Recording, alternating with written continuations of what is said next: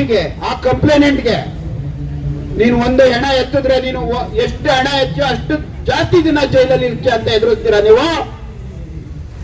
ಆ ಕಂಪ್ಲೇನೆಂಟ್ಗೆ ಎದುರಿಸ ಕೆಲಸ ಮಾಡ್ತೀರಾ ಮಂಜುನಾಥ್ ಗೌಡ್ರೆ? ಸುಮ್ನೆ ಬಿಡಲ್ಲ ನಾವು, ಎಚ್ಚರಿಕೆಯನ್ನ ಕೊಡ್ತೇವೆ. ಒಬ್ಬ ಮಂಜುನಾಥ್ ಗೌಡಂಗಲ್ಲ, ಯಾರೇ ಆಗ್ಲಿ. ಅದು ಮುಂದಿನ ದಿನಗಳಲ್ಲಿ ಈ ನ್ಯಾಯಾಧೀಶರಿಗೆ ಮನವರಿಕೆ ಮಾಡುವಂತ ಕೆಲಸವನ್ನ ಎಲ್ಲ ಯೂಟ್ಯೂಬರ್ ಪರ, ಎಲ್ಲ ಸೋಷಿಯಲ್ ಮೀಡಿಯಾ, ಎಲ್ಲ ಮೀಡಿಯಾ ಪರ ನಾವು ನಿರಂತರವಾಗಿ ವಕೀಲರು ಇರ್ತೀವಿ ಅನ್ನೋ ಮಾತನ್ನ ಹೇಳ್ತಾ, ಆಗ್ಲೇ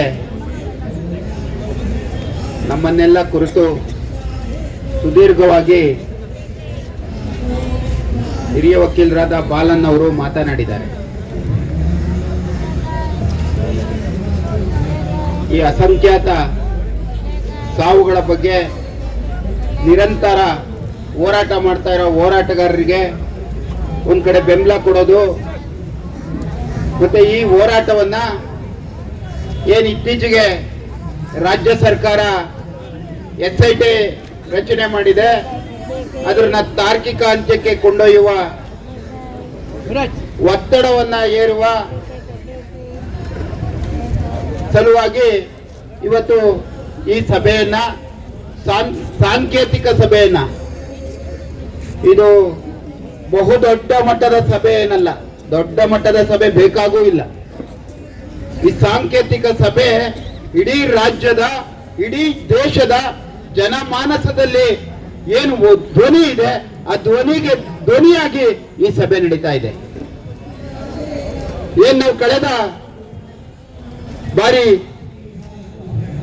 UVC ಅಲ್ಯೂಮಿನಿ ಅಸೋಸಿಯೇಷನ್ ಅಲ್ಲಿ ಸಭೆ ಸೇರಿದ್ದು, ಈಗಾಗಲೇ ರಘು ಜಾಣಗೆರೆ ಹೇಳ್ದಂಗೆ 2 ವಿಷಯಗಳ ಬಗ್ಗೆ ನಾವು ಒತ್ತಾಯ ಮಾಡಿದ್ದು. SIT ರಚನೆ ಮಾಡಲಿಕ್ಕೆ ಸನ್ಮಾನ್ಯ ಈ ದೇಶದ ಸರ್ವೋಚ್ಚ ನ್ಯಾಯಾಲಯದ ನಿವೃತ್ತ ನ್ಯಾಯಮೂರ್ತಿಗಳಾದ ಜಸ್ಟಿಸ್ ಗೋಪಾಲ್ ಗೌಡ್ರ ನೇತೃತ್ವದಲ್ಲಿ ಒಂದು ದೊಡ್ಡ ಹೋರಾಟ ನಂತರ SIT ರಚನೆ ಮಾಡಿದ್ರು. ನಾವೇನು SIT ಮಾಡಿದ್ರು ಅಂತ ಸುಮ್ಮನೆ ಕೂತಿಲ್ಲ.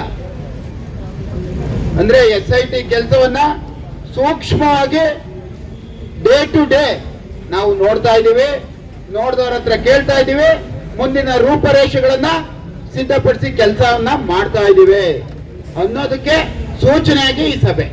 ಅಂದ್ರೆ ನಾವು ಯಾರು ಸುಮ್ಮನೆ ಇಲ್ಲ, SIT ಏನೋ ಮಾಡಿಕೊಂಡು ಹೋಗ್ಬಿಡ್ಬೋದು, ಏನೋ ಕ್ಲೋಸ್ ಮಾಡ್ಬಿಡ್ಬೋದು, ಮುಚ್ಚಾಕ್ಬಿಡ್ಬೋದು, ಎಂಡ್ ಮಾಡ್ಬಿಡ್ಬೋದು ಅಂತ ಅನ್ಕೊಂಡವ್ರಿಗೆ ಈ ಸಭೆ ಇಲ್ಲ ಇಲ್ಲ, ಇವರೆಲ್ಲರೂ ನಮ್ಮನ್ನೇ ಕಣ್ಣಿಟ್ಟಿದ್ದಾರೆ, ನಮ್ಮ ಮೇಲೆ ಕಣ್ಣಿಟ್ಟಿದ್ದಾರೆ ಅನ್ನೋದು ಅವ್ರಿಗೆ ಗೊತ್ತಾಗ್ಬೇಕು ಅನ್ನೋ ದೃಷ್ಟಿಯಲ್ಲಿ ಈ ಸಭೆ ನಡೀತಾ ಇದೆ. ಹೋರಾಟಗಾರರೇ, ಏನು SIT ನೋಡ್ತಾ ಇದೀವಿ ನಾವು. ಒಂದು ಕಡೆ ಹೈಕೋರ್ಟ್ ನಲ್ಲಿ ನೆನೆ ಒಂದು ಒಳ್ಳೆ ನ್ಯಾಯಕ್ಕೆ ಜಯ ಸಿಕ್ಕಿದೆ. ಏನು ಅಸಂಖ್ಯಾತ ಯೂಟ್ಯೂಬರ್ಗಳು ಇವತ್ತು ಈ ಹೋರಾಟಕ್ಕೆ ಇಷ್ಟೊಂದು ಶಕ್ತಿ ಕೊಟ್ಟಂತ ಮೇನ್ ಸ್ಟ್ರೀಮ್ ಮೀಡಿಯಾಗಳು ಇಲ್ದಿರೂ ಇಂಡಿವಿಜುವಲ್ ಧ್ವನಿಗಳು, ಅವರೆಲ್ಲರಿಗೂ ನಾನು ಈ ಸಭೆ ಮುಖಾಂತರ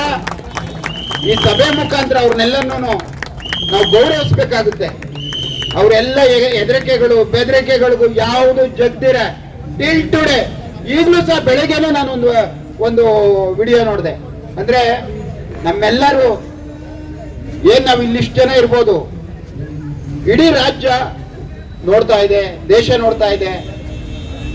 SIT ಅವರು ಹೈಕೋರ್ಟ್ ಅಲ್ಲಿ, ಸಿವಿಲ್ ಕೋರ್ಟ್ ಅಲ್ಲಿ ನಾವು ಬಾಲನ್ ಅವರು, ನಾವೊಂದು 50-60 ಜನ ವಕೀಲರು ನಿರಂತರ 3 ದಿನದಿಂದ ಈ ಗ್ಯಾಗ್ ಆರ್ಡರ್ನ ವೆಕೇಟ್ ಮಾಡಿಸ್ಬೇಕು ಅಂತ ಒಂದ್ ಕಡೆ ಹೋರಾಟ ಮಾಡಿದ್ರೆ, KV ಧನಂಜಯ ಅವರು ಹೈಕೋರ್ಟ್ ಅಲ್ಲಿ, ವೇಲನ್ ಸುಪ್ರೀಂ ಕೋರ್ಟ್ ವಕೀಲರು ವೇಲನ್ ಅವರು ಹೈಕೋರ್ಟ್ ನಲ್ಲಿ ಯಶಸ್ವಿಯಾಗಿ ಗ್ಯಾಗ್ ಆರ್ಡರ್ನ ರೀಕಾಲ್ ಮಾಡಿದ್ದಾರೆ ಹೈಕೋರ್ಟ್. ಅಂದ್ರೆ ಜಾಂಡೋ ಆರ್ಡರ್ ಮಾಡಿದ್ರು. ಇದು ಸುದೀರ್ಘವಾಗಿ 70 ಪೇಜ್ ಆರ್ಡರ್ ಬರೆದಿದ್ದಾರೆ. ಈ ಕೋರ್ಟ್ಗೆ ಏನು ಅಂತ ಅದರಲ್ಲಿ ಆರ್ಡರ್ ಓದ್ಕೊಂಡ್ರೆ ಸಾಕಾಗುತ್ತೆ. ಈ ಟ್ರಯಲ್ ಕೋರ್ಟ್ ಅಲ್ಲಿ ಏನ್ ಆರ್ಡರ್ ಮಾಡಿದ್ರು ಅವು ಆದೇಶವನ್ನ ಓದ್ಕೊಂಡು ಮುಂದೆ ಆರ್ಡರ್ ಮಾಡಿ ಅಂತ ಹೇಳಿದ್ದಾರೆ. ಫೈನಲ್ ಆರ್ಡರ್ ಮಾಡ್ಬಿಟ್ಟಿದ್ದೀರಾ, ಎಂಟ್ರಿ ಮಾಡ್ರಲ್ಲ, ಇದು ಫೈನಲ್ ಆರ್ಡರ್ ಮಾಡ್ಬಿಟ್ಟಿದ್ದೀರಾ ನೀವು ಅಂತ ಆ ನ್ಯಾಯಾಧೀಶರಿಗೆ ಹೈಕೋರ್ಟ್ ನ ನ್ಯಾಯಮೂರ್ತಿಗಳು ಹೇಳಿದ್ದಾರೆ. ಆ ಸೂಕ್ಷ್ಮತೆ, ಆ ಜಡ್ಜ್ಮೆಂಟ್ ಅಲ್ಲಿ ಸಾಕಷ್ಟು ಅರ್ಥವನ್ನ ಕೊಡ್ತದೆ. ಅದು ಮುಂದಿನ ದಿನಗಳಲ್ಲಿ ಈ ನ್ಯಾಯಾಧೀಶರಿಗೆ ಮನವರಿಕೆ ಮಾಡುವಂತ ಕೆಲಸವನ್ನ ಎಲ್ಲ ಯೂಟ್ಯೂಬರ್ ಪರ, ಎಲ್ಲ ಸೋಷಿಯಲ್ ಮೀಡಿಯಾ, ಎಲ್ಲ ಮೀಡಿಯಾ ಪರ ನಾವು ನಿರಂತರವಾಗಿ ವಕೀಲರು ಇರ್ತೀವಿ ಅನ್ನೋ ಮಾತನ್ನ ಹೇಳ್ತಾ SIT ಅವರು ಎಷ್ಟು ದಿನ ಇವತ್ತು, ಎಷ್ಟನೇ ದಿನ ಇವತ್ತು ಅಗಿಯೋ ಕೆಲಸ ಸ್ಟಾರ್ಟ್ ಮಾಡಿ 6 ದಿನ ಆಗಿದೆ. SIT ಅವರು 6 ದಿನ ಆಗಿದೆ. ಇವತ್ತೊಂದು ನೆನ್ನೆ ಒಂದು ರಾತ್ರಿ ನನಗೆ 12 ಗಂಟೆಗೆ ಗೊತ್ತಾಯ್ತು, SIT ನಲ್ಲೇ ಯಾರೋ ಒಬ್ಬ ಮಂಜುನಾಥ್ ಗೌಡ ಅಂತ ಸರ್ಕಲ್ ಇನ್ಸ್ಪೆಕ್ಟ್ರು, ಮಂಜುನಾಥ್ ಗೌಡ ಅಂತ ಅವನ್ ನಾಮ ಮಾತ್ರ ಒಬ್ಬ, ಇನ್ನೂ ಇದ್ದಾರೆ. ಒಬ್ಬ ಮಂಜುನಾಥ್ ಗೌಡ ಆ ಸಾಕ್ಷಿಗೆ, ಆ ಕಂಪ್ಲೇನೆಂಟ್ಗೆ ನೀನು ಒಂದು ಹೆಣ ಎತ್ತಿದ್ರೆ ನೀನು ಎಷ್ಟು ಹಣ ಎಚ್ಚು ಅಷ್ಟು ಜಾಸ್ತಿ ದಿನ ಜೈಲಲ್ಲಿ ಇರ್ತೀಯ ಅಂತ ಎದುರಿಸ್ತೀರಾ ನೀವು? ಆ ಕಂಪ್ಲೇನೆಂಟ್ಗೆ ಎದುರಿಸೋ ಕೆಲಸ ಮಾಡ್ತೀರಾ ಮಂಜುನಾಥ್ ಗೌಡ್ರೆ? ಸುಮ್ನೆ ಬಿಡಲ್ಲ ನಾವು, ಎಚ್ಚರಿಕೆಯನ್ನ ಕೊಡ್ತೀವಿ. ಒಬ್ಬ ಮಂಜುನಾಥ್ ಗೌಡಂಗಲ್ಲ, ಯಾರೇ ಆಗ್ಲಿ, ಯಾರೇ ಮಾಡಿರ್ಲಿ, ಯಾರೇ ಥ್ರೆಟ್ ಮಾಡ್ಲಿ, ಈ ಸಂದರ್ಭದಲ್ಲಿ ನಾನು ಸರ್ಕಾರಕ್ಕೆ, ಮುಖ್ಯಮಂತ್ರಿಗಳಿಗೆ, ಗೃಹ ಸಚಿವರಿಗೆ ಒತ್ತಡವನ್ನು ಇರ್ತೇನೆ. ತಕ್ಷಣ ಕೇಸ್ ರಿಜಿಸ್ಟರ್ ಮಾಡಿ ಆ ವ್ಯಕ್ತಿಯನ್ನು ಅರೆಸ್ಟ್ ಮಾಡಬೇಕು ಅಂತೇಳಿ ಒತ್ತಾಯವನ್ನ ಈ ಮುಖಾಂತರ ನಾನು ಮಾಡಕ್ಕೆ ಇಚ್ಛೆ ಪಡ್ತೇನೆ. ಇದೇ ಮುಂದುವರೆದ್ರೆ ಇಡೀ ರಾಜ್ಯದ ನೂರಾರು ವಕೀಲರು SIT ಮುತ್ತಿಗೆ ಹಾಕೋ ಕೆಲಸ ಮಾಡ್ತೀವಿ ಮುಂದಿನ ದಿನಗಳಲ್ಲಿ. ಧರ್ಮಸ್ಥಳಕ್ಕೆ ಹೋಗ್ತೇವೆ, ಧರ್ಮಸ್ಥಳ ಮಂಜುನಾಥನ ಆಶೀರ್ವಾದ ತಗೊಂಡು ಇವ್ರಿಗೆ ಬುದ್ಧಿ ಕಲಿಸೋ ಕೆಲಸವನ್ನ ನಾವು ಏನು ಈ SIT ಅವ್ರಿಗೆ ಮಾಡ್ಬೇಕಾಗುತ್ತೆ.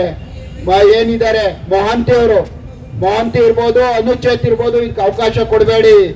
ಈ ನಿನ್ನೆ ಗಂಟನು ನಿಮ್ ಬಗ್ಗೆ ಭಾರಿ ವಿಶ್ವಾಸವಿತ್ತು, ಜನಸಾಮಾನ್ಯರ ವಿಶ್ವಾಸವಿತ್ತು. ನಿನ್ನೆ ಇದು ಕಪ್ಪು ಚುಕ್ಕೆ ಆಗಿದೆ. ಈ ಮಂಜುನಾಥ್ ಗೌಡ ಮಾಡಿರೋದು ಏನ್ ರೆಕಾರ್ಡ್ ಮಾಡಿದಾನೆ ಅವನು, ಏನ್ ಮೊಬೈಲ್ ಅಲ್ಲಿ ಏನ್ ಮಾಡಿದಾನೆ, ನನ್ಗೆ ಯಾರೋ ಕೊಡ್ಸ್ಬಿಟ್ರು, ಆ ಕಂಪ್ಲೇಂಟ್ ಏನಾದ್ರು ಇಲ್ಲ ಅಂತ ಹೇಳ್ಬಿಟ್ರೆ ಆಗೋಯ್ತಾ? ವಿಡಿಯೋ ರೆಕಾರ್ಡ್ ಮಾಡ್ಕೊಂಡ್ರೆ ಆಗೋಯ್ತಾ? 164 ಸ್ಟೇಟ್ಮೆಂಟ್ ಏನು PNNS 183 ನಲ್ಲಿ ಮ್ಯಾಜಿಸ್ಟ್ರೇಟ್ ಮುಂದೆ ಮಾಡಿರೋ ರೆಕಾರ್ಡ್ ಏನಪ್ಪ ಇರ್ತದೆ? ಅದೆಲ್ಲ ಇರ್ತದೆ?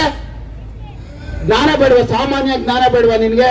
ಅಲ್ಲೊಂದು ಮ್ಯಾಜಿಸ್ಟ್ರೇಟ್ ಮುಂದೆ ಸ್ಟೇಟ್ಮೆಂಟ್ ಕೊಟ್ಟಿದ್ದಾನೆ, 164 ಸ್ಟೇಟ್ಮೆಂಟ್ 183 PNNS ಅಲ್ಲಿ ರೆಕಾರ್ಡ್ ಆಗಿದೆ. ನ್ಯಾಯಾಧೀಶರ ಮುಂದೆ ಸ್ವಇಚ್ಛೆ ಕೊಟ್ಟಿದ್ದಾನೆ ಕಂಪ್ಲೇನೆಂಟ್. ಇದ್ರ ವಿರುದ್ಧನೂ ನಾನು ನನ್ನ ಪುಂಡಾಟವನ್ನ ತೋರಿಸ್ತೀನಿ ಅನ್ನೋದು ಎಷ್ಟು ಸರಿ? ಈ ಸಂದರ್ಭದಲ್ಲಿ ನಾವೆಲ್ಲ ಸೂಕ್ಷ್ಮತೆಯಿಂದ, ನಮ್ಗೇನು ದೊಡ್ಡ ಸಭೆಗಳು ಬೇಡ, ಇದೇ ತರ ನಿರಂತರವಾಗಿ ನಾವು ಈ ಹೋರಾಟದ ಭಾಗವಹಿಸೋದೊಂದ್ ಕಡೆ, ನಿರಂತರವಾಗಿ ಈ ರಾಜ್ಯದ ಎಲ್ಲ ಮೂಲೆಯಿಂದ ವಿಷಯ ಸಂಗ್ರಹ ಮಾಡೋಣ. ಆ ಹೋರಾಟದ ತಾರ್ಕಿಕ ಅಂತ್ಯಕ್ಕೆ ನಾವು ಹೋಗೋಣ.